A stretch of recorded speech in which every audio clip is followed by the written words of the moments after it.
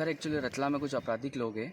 मेरा कुछ समय पहले किसी मेरे मित्र के थ्रू उनसे परिचय हुआ था, तो मुझे उस समय होम लोन की आवश्यकता थी, तो मैंने इनको मेरे दस्तावेज़ दिए थे।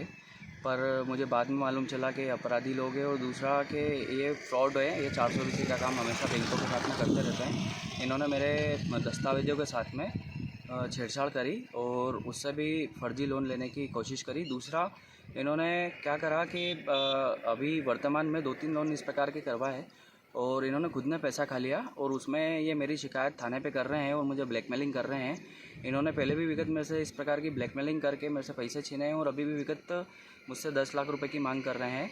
इन्होंने अभी वर्तमान में एक राजेश का लोन कराया मास फाइनेंस से और राजेश ने खुद ने ही वो लोन कराया और खुद ने ही वो पैसे फर्जी तरीके से निकाल लिए और उसका झूठा आवेदन बना के उन्होंने माणक चौक थाने में दे दिया और इस प्रकार के काम कर रहे हैं। दूसरा ये कि उन लोगों ने ना क्या करा, अभी मेरे को जानकारी मिली है, उनका ही कोई साथी है, उन्होंने मेरे को जानकारी दी है गुप्त रूप से कि इन्होंने अभी वर्तमान में एक लोन कराया है 9 लाख रुपए का और उसमें इन्होंने रतलाम के न्यायाधीश, रतलाम के जो जज साहब हैं, उनके नाम सहित सील बनाकर उसका फर्जी उपयोग करा और फर्जी उस पर साइन करे और 9 लाख रुपए का इन्होंने एयू बैंक से लोन करा लिया और उस मामले की भी जांच चल रही है। और दूसरा ये कि इनके साथ में एक और प्रशांत सक्सेना, उसने खुद फर्जी काम करता है। आज से 10-15 वर्ष पूर्व वो एचडीएफसी बैंक में फ्रॉड कर चुका है और अभी वर्तमान में उसने क्या है कि उसकी पत्नी और उसके जो फादर हैं उनके ही नकली फर्जी दस्तावेज बनाकर इसाब बैंक से लोन लेने की कोशिश करी थी, लेकिन इसाब बैंक की चतुराई के कारण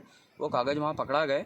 परंतु उसकी वाइफ का दिलासा देते हुए बैंक वालों ने उसके खिलाफ एफआईआर नहीं करी और वो फर्जी दस्तावेज जो आज भी उस बैंक में रखे हुए हैं और उस बैंक का उनके पास सीसीटीवी फुटेज भी है कि ये लोग आए थे, इन्होंने साइन करे और जब वो पकड़ा है तो उसके बाद में उन्होंने उनके हाथ पे जोड़े। तो इस कारण क्या है कि उन्होंने महिला को देखते हुए 420 की एफआईआर ना करी और इसी के आधार पर ये लोग क्या है कि इन लोगों ने मुझे टारगेट बनाया और जब मैं सरकारी नौकरी में लग गया, जब मैं पटवारी बन गया, उसके बाद से इन्होंने और ज़्यादा मेरे को टारगेट बनाने लग गए। मेरे घर के अंदर खाली बस मैं हूँ, मेरी मदर है और मेरी सिस्टर है, इसके अलावा मेरे घर में कोई है नहीं। ये लोग इस चीज़ का भी फ़ायदा उठा रहे हैं और मुझे बार बार ब्लैकमेलिंग कर रहे हैं। और ब्लैकमेलिंग सर, ये लोग क्या करते हैं कि मुझे व्हाट्सअप कॉल लगा देते हैं और व्हाट्सअप कॉल अगर मैं नहीं उठाता हूँ, इनका 2-3 दिन का व्हाट्सअप कॉल नहीं उठाता हूँ, तो ये है ना रतलाम से 4-5 एमपी की नब्ज, एमपी का हाल, मध्य प्रदेश की हर खबर एमपी न्यूज टीवी के साथ। लगातार खबरों के लिए सब्सक्राइब करें हमारा YouTube channel MP news TV. Latest updates के लिए बेल आइकन दबाना जरा भी न भूलें।